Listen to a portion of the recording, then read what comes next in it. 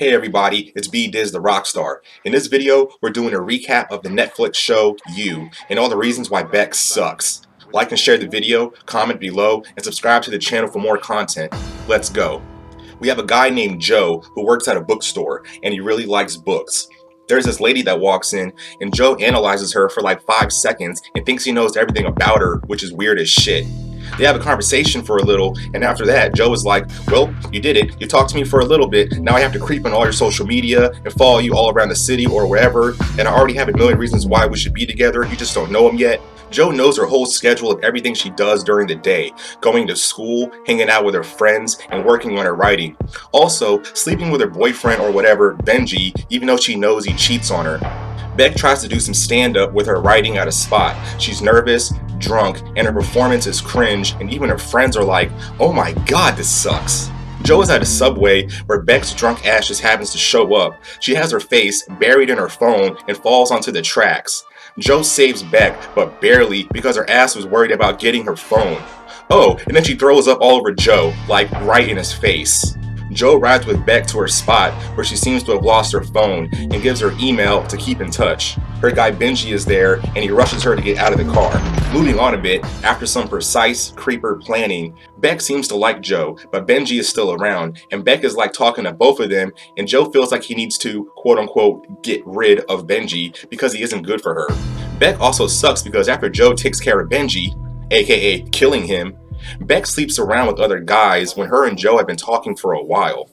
And her writing kinda sorta really sucks. Her motivation is terrible and she just pays attention to her phone every time she gets a notification, even if she's with her friends or with anyone. She's so annoying, and that's part of the reason why BECK sucks. Also, she's like broke, and her friend Peach offers her money to get by, but BECK tries to refuse. She doesn't really have any money to do anything, including the nice place that she has as a student. Also is playing a cat and mouse game with her professor because he has a reputation that could help her, but has to play along with his sexual advances because if she is dropped from the student program because she sucks, she can lose everything. Later on, after doing naughty stuff with Joe, BECK goes to the bathroom and is texting some guy and seems like she is making plans to cheat on Joe because she sucks. Oh, and we know this because it just so happens that Joe has cloned BECK's old phone with her new one and is able to see everything she does on the phone, like a creep. BECK meets a guy at a hotel. We find out that she isn't cheating on Joe, but she's meeting with her dad for a family cosplay event. We learn that her dad gives her money to help ends meet, but this could stop because the dad's new partner is controlling and pretty much does what she tells him to do. We also have BECK's friend Peach. This bitch is so controlling, manipulative, and has to be the center of attention all the time and doesn't let her friends shine. Also throws shade if anyone else is being talked about. Joe is trying to warn BECK about who Peach really is, and BECK just doesn't listen because she sucks.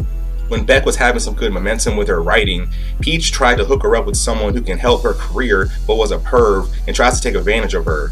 There's also the part where Joe stole Peach's laptop and sees all the pics and vids she has of BECK. He also hit Peach with a rock in the head while she was jogging. I thought that was going to do it for her, but I guess not, because after Joe got beat up, BECK calls him and tells him Peach is still alive, and it's like, oh well, that kinda sorta sucks. BECK finds out that Peach has been sabotaging her writing and reputation and fusses her out, ending the friendship. As soon as that happens, Peach stages a trying to kill herself scenario, again getting in the way of Joe and BECK. And BECK just goes right back alongside Peach, and Peach has this idea of leaving and going to Paris, and after all what BECK has just found out about Peach and Joe's warnings, BECK is still willing to go along with this. Like, what the fuck? Peach tries to push BECK into a threesome after giving her drinks and drugs. Oh, and Joe has been there the whole time in stealth mode, so he knows all this. Once Joe is busted and Peach knows he's there, Peach shoots at him. She shoots Joe in the leg and he acts like he is knocked out on the lawn. He then takes her down and then struggles for the gun, and the camera goes away and we hear a gunshot.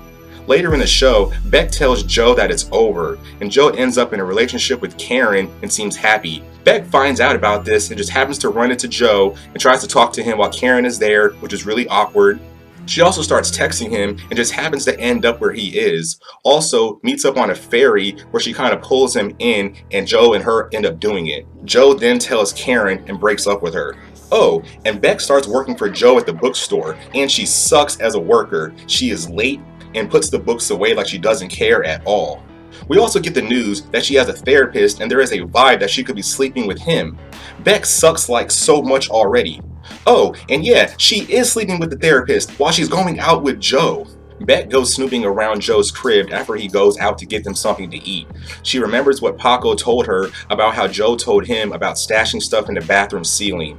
She looks around and finds this box that pretty much has everything in it, exposing Joe and how he just happens to have all these trophy pieces on everyone that she used to have in her life that's gone now.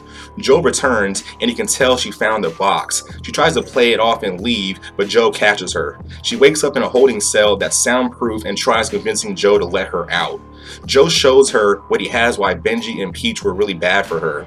Beck is inspired by everything and writes a story, and it's pretty much a mirror of her and Joe and the affair she had with Dr. Nikki.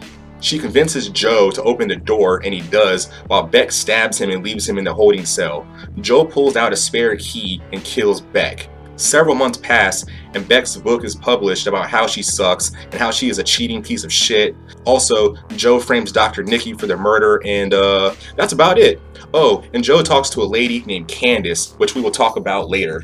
So yeah guys, Beck sucks. She is literally the kind of person that seems so down to earth and nice, but can't trust being in a relationship because she sleeps around a lot. And you would never guess it unless you caught her, or in this case, have a duplicate of her phone and can see everything she is doing. She lets her quote-unquote friends manipulate her, doesn't really have anything going for her except being on her phone like all the time.